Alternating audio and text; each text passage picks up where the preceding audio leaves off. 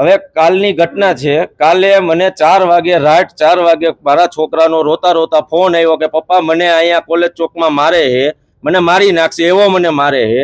અને એ લોકોએ ફોનમાં ગાળાગાળી મને ઘણી કરેલી છે।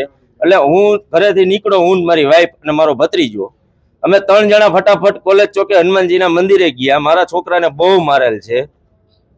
અમે ત્યાં ગયા તો જાતા વેત સીધા અમને પણ મારવા માંડ્યા। અમે તો સીધું ઈ જ કીધું મારા છોકરાનો વાક ગુનો શું છે, તો કે તારો છોકરો મારા છોકરાને 1 મહિનાથી હેરાન કરે છે। હવે એકચ્યુઅલમાં મારો છોકરો સવારમાં 7:30 વહી જાય છે રાજકોટ સાપર બસ સ્ટેન્ડે સીસીટીવી કેમેરા ચેક કરવાની, ત્યાં એક્ટિવા પાર્કિંગ કરીને જાય છે અને સાંજે 6:30 આવે છે ઘરે। તો એ એને 1 મહિનાથી હેરાન કેવી રીતના કરતો હોય? અને બહુ માર મારેલો છે મને, 4-5 ધોકા ફળાકા, અને મારી ઘરવાળીને અડધું ખરાબ ગાળો બોલીને એને પણ બહુ ખરાબ રીતના ચૂંદડી ખેંચી લીધી, ધક્કો મારીને ઢીકા માટુનો માર માર્યો, એવું બધું કરેલું છે। હા, આજે આવેદન પત્ર આપવામાં એ જ આવ્યું છે કે અમને ન્યાય મળે, ધરપકડ થાય અને જાહેરમાં સરઘસ કાઢે। અને આ ન્યાય નહીં મળે તો કાલ અમે એસપી કચેરીએ જાવ, કલેક્ટર ગાંધીનગર